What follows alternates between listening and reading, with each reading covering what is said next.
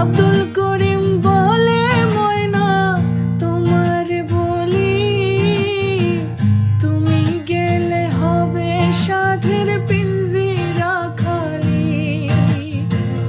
কে শোনাবে মধুর বলি বলো আমারে, কে শোনাবে মধুর বলি বলো আমারে। তোমার পুশিলা